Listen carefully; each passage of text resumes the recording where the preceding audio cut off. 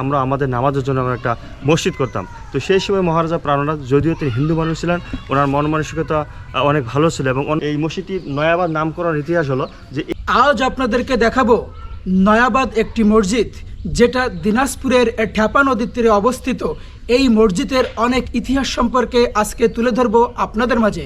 জানতে পারবেন এই মসজিদ সম্পর্কে অনেক তথ্য, যে তথ্যটি আপনাদেরকে নিয়ে যেতে পারে এক পুরনো দিনের গল্পে। সাথে থাকুন ভিডিওর শেষ অবধি। ধন্যবাদ, আপনার সাথে কথা বলে অনেক ভালো লাগলো আপনার অনেক তথ্যের জন্য। আশা করি দর্শকবৃন্দ যারা আছেন শেষ অবধি এই ভিডিওটি দেখবেন। অনেক তথ্যবহুল এই ভিডিওটি হতে যাচ্ছে এবং আশা করি আপনারাও আমাদের মন্তব্যে কমেন্টসে জানাবেন আপনাদের মতামত। আমরা প্রশ্নের উত্তর দেওয়ার চেষ্টা করব। সাথে থাকার জন্য ধন্যবাদ। নয়াবাদ মসজিদ ইতিহাসের এক নীরব সাক্ষী। আজ আমি আপনাদের নিয়ে এসেছি দিনাজপুরের কাহারোল উপজেলার নয়াবাদ গ্রামে ঢাপা নদীর তীরে অবস্থিত প্রায় 200 বছরেরও বেশি পুরনো ঐতিহাসিক নয়াবাদ মসজিদ। ভাবুন তো, আজ থেকে প্রায় 2 শতাধিক বছর আগে এই জায়গা কেমন ছিল পরিবেশ, আর সেই সময় তৈরি হয়েছিল এই সুন্দর মসজিদটি। কথিত আছে 1793 খ্রিস্টাব্দে মুঘল সম্রাট দ্বিতীয় শাহ আলমের আমলে এই মসজিদটি নির্মাণ করা হয়। আর এই মসজিদের সঙ্গে জড়িয়ে আছে কান্তজি মন্দিরের ইতিহাস। কথিত আছে কান্তজি মন্দির নির্মাণের সময় পারস্য থেকে আসা মুসলিম স্থপতি ও কারিগররা এখানে কাজ করতেন। নিজেদের নামাজ ও ইবাদতের জন্য তারাই এই মসজিদটি নির্মাণ করেছিলেন বলে স্থানীয়ভাবে প্রচলিত আছে। মসজিদটি খুব বড় নয়, কিন্তু এর স্থাপত্য সত্যি দেখার মতো। এর দৈর্ঘ্য প্রায় 12.45 মিটার এবং প্রস্থ প্রায় 5.55 মিটার। মসজিদের 4 কোণায় রয়েছে 4টি অষ্টভুজাকৃতির টাওয়ার, আর ছাদের উপর রয়েছে 3টি গম্বুজ। তবে সবচেয়ে বেশি নজর কাড়ে মসজিদের দেয়াল আর প্রবেশপথের টেরাকোটার নকশা। দেয়ালের গায়ে থাকা এসব পোড়ামাটির অলংকার দেখলে বোঝা যায় সেই সময়ের কারিগররা কতটা নিখুঁতভাবে কাজ করতেন। একবার ভাবুন, এত বছর পেরিয়ে গেলেও এই স্থাপত্য এখনো দাঁড়িয়ে আছে। কত মানুষ এসেছে, কত প্রজন্ম চলে গেছে, কিন্তু নয়াবাদ মসজিদ আজও সেই সময়ের গল্প আমাদের শোনাচ্ছে। আর যারা কান্তজি মন্দির দেখতে আসবেন তাদের জন্য নয়াবাদ মসজিদ হতে পারে দারুণ একটি অতিরিক্ত গন্তব্য। দিনাজপুর শহর থেকে আসা কান্তজি মন্দিরের কাছাকাছি পৌঁছে সেখান থেকে অটো বা টোটো ধরে সহজেই নয়াবাদ মসজিদে পৌঁছানো যায়। তাই আপনি যদি ইতিহাস, পুরনো স্থাপত্য আর গ্রাম বাংলার ঐতিহ্য দেখতে ভালোবাসেন তাহলে দিনাজপুর এলে নয়াবাদ মসজিদটি অবশ্যই ঘুরে দেখতে পারেন। এখানে এসে আমার কাছে সবচেয়ে ভালো লেগেছে এত পুরনো একটি স্থাপনা এখনো কি সুন্দরভাবে ইতিহাসকে ধরে রেখেছে। আপনার কি মনে হয় এমন ঐতিহাসিক স্থাপনাগুলো আমরা ভবিষ্যৎ প্রজন্মের জন্য কিভাবে সংরক্ষণ করতে পারি? কমেন্ট করে আপনার মতামত জানাবেন। আজ আপনাদেরকে দেখাবো সেই দিনাজপুরের বিখ্যাত একটি পুরাতন মসজিদ, যে মসজিদটি ঠ্যাপা নদীর তীরে অবস্থিত। এই মসজিদটির নাম হচ্ছে নয়াবাদ মসজিদ। এই মসজিদ সম্পর্কে ইতিহাস জানতে হলে থাকতে হবে ভিডিওর শেষ পর্যন্ত। হুজুর, আসসালামু আলাইকুম। ওয়ালাইকুম আসসালাম ওয়া রাহমাতুল্লাহি ওয়া বারাকাতুহু। আচ্ছা, আপনার নাম বলবেন এবং আমাদের এটা কোথায় অবস্থিত এবং এই মসজিদ সম্পর্কে কিছু আমাদেরকে ধারণা দিবেন। জি জি জি ইনশাল্লাহ। আমার নাম মোহাম্মদ মুস্তাফিজুর রহমান। আমি বর্তমানে এই মসজিদের সহকারী ইমাম ও মুয়াজ্জিন হিসেবে নিয়োজিত আছি। আর এই মসজিদটি দিনাজপুর জেলার অন্তর্গত কাহারোল উপজেলাধীন নয়াবাদ মিস্ত্রিপাড়ায় অবস্থিত। তো এই মসজিদটির সংক্ষিপ্ত ইতিহাস হলো যে আজ থেকে প্রায় 323 বছর আগে, অর্থাৎ 1704 খ্রিস্টাব্দে তৎকালীন দিনাজপুরের মহারাজা প্রাণনাথ ঐতিহাসিক কান্তজি মন্দির নির্মাণ করার জন্য কিছু মুসলিম কারিগর নিয়ে আসেন। এদের বাড়ি হলো পারস্য, ইরান। তো ইরানি কারিগররা যখন কান্তজি মন্দির নির্মাণ করতে আসেন সেই সময় এই এলাকার মানুষের বসবাস খুবই কম ছিল। যারা বসবাস করতে যারা আসলে হিন্দু এবং সাঁওতাল। আর মন্দিরটি যেখানে নির্মাণ করা হয় সেটি হলো একটি নদীর চর, মানে একটি দ্বীপ। তার আশেপাশে কোনো বাড়িঘর, কোনো স্থাপনা ছিল না এবং জায়গাটিও বসবাসযোগ্য ছিল না। তো কারিগররা দেখলেন যে এলাকায় কোনো মুসলমান এবং মসজিদ নেই এবং তারা অনুমান করলেন যে এই মন্দির নির্মাণ করতে তাদের দীর্ঘদিন সময় লাগবে। এই যে তারা দীর্ঘদিন অঞ্চলে থাকবেন, তারা নামাজ পড়বেন কোথায়?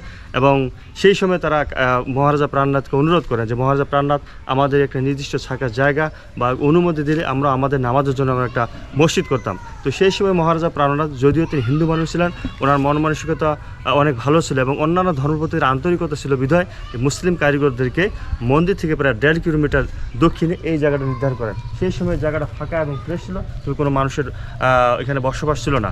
পাশে তাদেরকে একটা বাড়ি করে দেন এবং এই মসজিদটি করার জন্য তাদেরকে 6 শতক জমি দেন। তো শুরুর দিকে তারা এই মসজিদটাকে বিল্ডিং করতে পারেননি, কোনো মতো খড়কুটো দিয়ে সাধারণ একটি মসজিদ নির্মাণ করেন। এখানে তারা ইবাদত বন্দেগী করতেন, পাশে তারা থাকতেন, আর এখান দিয়ে গিয়ে তারা কান্তজি মন্দিরে কাজ করতেন। এইভাবে 1704 সালে কান্তজি মন্দিরের কাজ শুরু হয়, আর 1722 সালে মহারাজা প্রাণনাথ মারা যান। এই দীর্ঘ 18 বছরেও তারা কান্তজি মন্দিরের কাজ শেষ করতে পারেনি। আপনারা জানেন কি না, মহারাজা প্রাণনাথ ছিলেন নিঃসন্তান, ওনার কোনো সন্ততি ছিল না।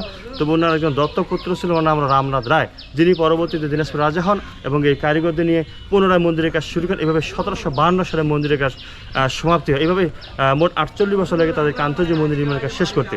তো 1752 সালে যখন মন্দিরের কাজ শেষ হয়, সেই সময় মুসলিম কারিগরদের মধ্যে যিনি প্রধান, ওনারা মোহাম্মদ নিওয়াজ ওরফে কালুয়া, এই ভদ্রলোক এবং ওনারা আপনার ছোটো বয়সেও দুজন কারিগর এই এলাকায় থেকে যান এবং পরবর্তীতে রাজা রামনাথ তাদেরকে এখানে স্থায়ীভাবে বসবাস করার সুযোগ করে দেন।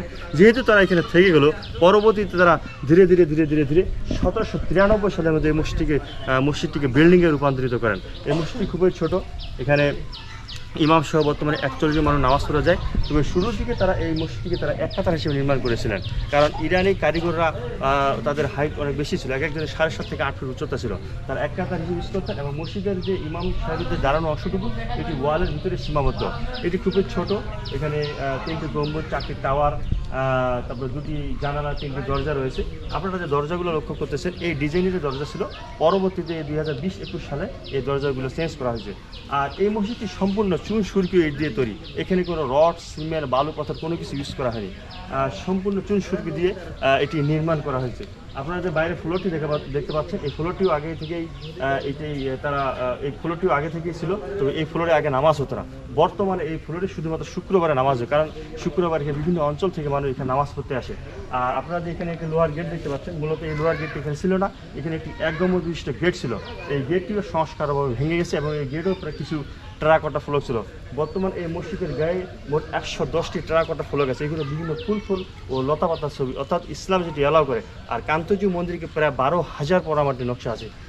আপনারা মসজিদ থেকে যে উত্তরে একটি ভাঙ্গা স্তম্ভ দেখতে পাচ্ছেন, এখানে একটি 1 গম্বুজ বিশিষ্ট ঘর ছিল। এখানে মসজিদের সরঞ্জামীয় তবারও রাখা হতো এবং ইমাম মুয়াজ্জিন এখানে থাকতেন এবং একটি উঁচু মিনার ছিল, সেই মিনারে উঠে মুয়াজ্জিন সব আজান দিতেন।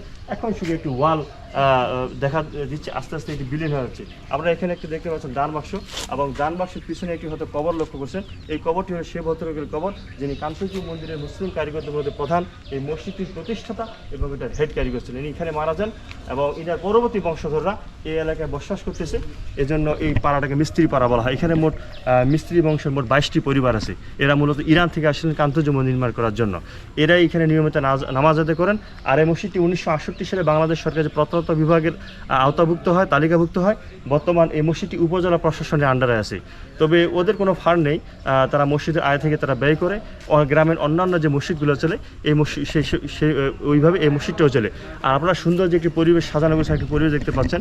আমরা এখানে 2 জন স্টাফ আছি, এটার পরিষ্কার পরিচ্ছন্ন আজান নামাজ থেকে আমরা যাবতীয় আমরা কাজ করি। তবে আমরা কমিটি দ্বারা নিয়োগপ্রাপ্ত কমিটি আমাদেরকে বেতন দেয়। আর এখানে দর্শনার্থীর জন্য অনেক সুযোগ সুবিধা রয়েছে, যেমন পুরুষ ও মহিলাদের জন্য আলাদা ওয়াশরুম, মজুর ব্যবস্থা, গোসলের ব্যবস্থা।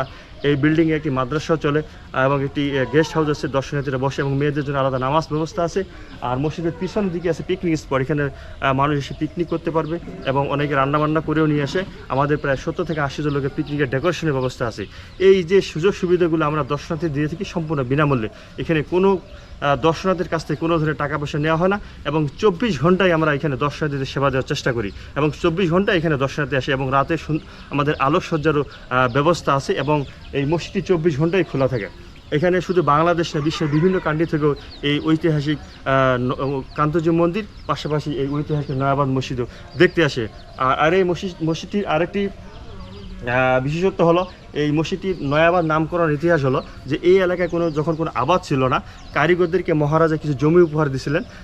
এই পরিত্যক্ত জমিগুলোতে তারা যখন আবাদ শুরু করেন, এই আবাদ তারা যেদিন প্রথম আবাদ গড়ে তোলেন, সেই আবাদকে কেন্দ্র করে, নতুন আবাদকে কেন্দ্র করে তারা মসজিদটির নাম রাখেন নয়াবাদ।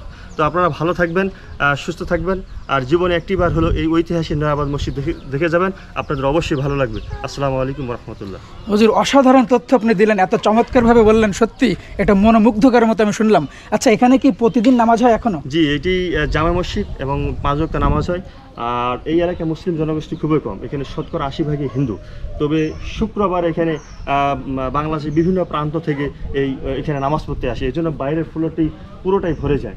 আর রোদ বৃষ্টি থেকে রক্ষার জন্য আমরা একটা শামিয়ানা দিয়ে থাকি, এটা বেলা 12টা থেকে 2টা পর্যন্ত আমাদের ওয়াটারপ্রুফ একটি শামিয়ানা আছে। পরবর্তীতে আমরা এটা আবার খুলে রাখি এবং বাইরে দর্শনার্থীদের আমরা ফ্যানও দিয়ে থাকি যেন গরম না করে, ফ্যানও দিয়ে থাকি। এবং ঈদের জামাতও এখানে হয়? আসলে একসময় এখানে ঈদের জামাত হয়েছিল, তো কিছুদিন আগে, কয়েক বছর আগে এই এলাকার এক মুসল্লি উনি বাইরে একটা ঈদগাহের মাঠ দান করেছেন, এই জন্য আমরা সেখানে পড়তেছি। এবং যদি আবহাওয়ার যদি খারাপ থাকে তাহলে আবার এখানে ঈদের নামাজ হয় এবং করোনাকালীন সময়েও এই মসজিদে আমরা ঈদের নামাজ পড়ছি। ধন্যবাদ আপনাদের সবাইকে ভিডিওর শেষ পর্যন্ত থাকার জন্য।